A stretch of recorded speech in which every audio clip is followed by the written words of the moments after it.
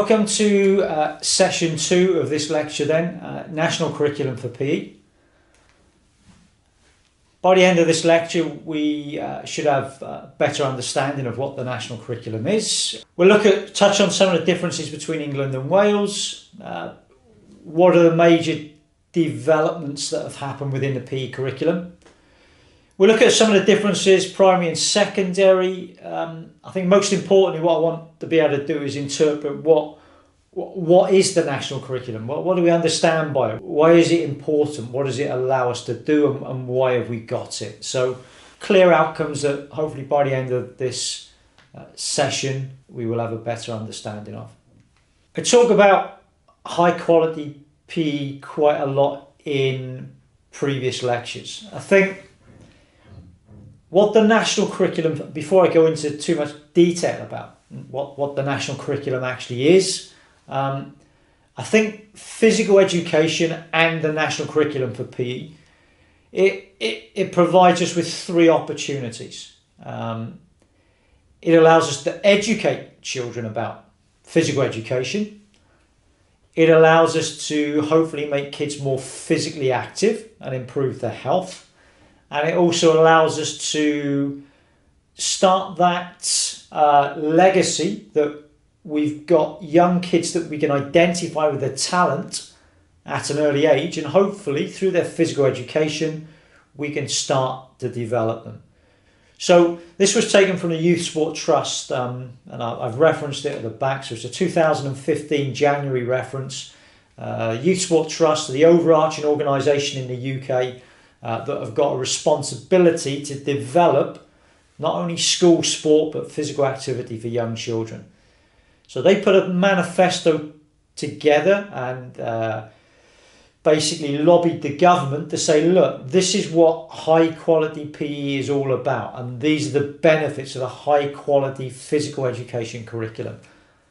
I think the key points and the key issues for me, this is taken from the Ofsted report for physical education in 2012. So each country will have an organisation that basically quality assures education.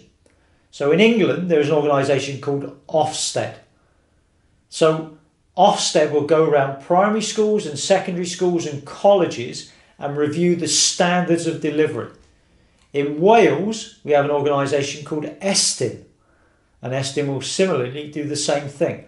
So they are there to go in and check that school teachers and head teachers and schools are providing the services that they should do against the national curriculum. And if they're not, schools will get issued with different levels of achievement or status. So they might be outstanding if they hit all of the key areas. They might be a school that is good. They might be a school that is put into special needs. And you'll hear of schools in some areas that are put into special needs because they failed on some of the areas. So this was a report in 2012 from Ofsted. And basically the report identified that PE was generally good in a number of schools that they had gone into, primary and secondary.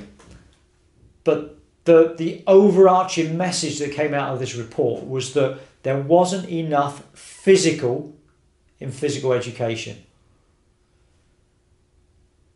And as I say on the presentation, that physical education is part of every child's entitlement, and children should receive 2 hours of high quality PE a week. And PE is compulsory in all schools until they get to the age of 16. So how many of you, from your PE experiences in secondary school and primary school, can hand on heart say you received 2 hours of high quality PE a week? I don't mean 2 hours which was made up of 10 minutes to get changed or 20 minutes on a bus to get to the pitches, and then another 10 minutes at the end to get to get changed, and 20 minutes. I mean 2 hours of engagement in physical education, and that's what you should be having. And I don't mean lessons being scrapped because the school play was on in primary school, or the harvest festival, or because lunch had to be set up at lunchtime. So it is an entitlement for every young child that they should get 2 hours of high quality PE a week. And I suppose my concern is how many of our young children are actually getting that. Because that's what you wouldn't allow young children not having so many lessons of maths a week, or English or science. There would be absolute uproar. To me, if we just look at the background. So for me, 2 hours of high quality PE a week is essential for young children.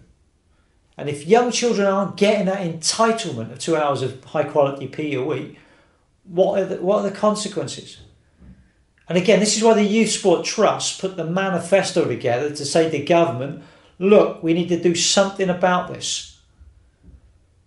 So we had the 2012 Olympics, and then David Cameron for the Conservative government said, right, we need to get more young children physically active in primary schools. So we had the primary school sport offer.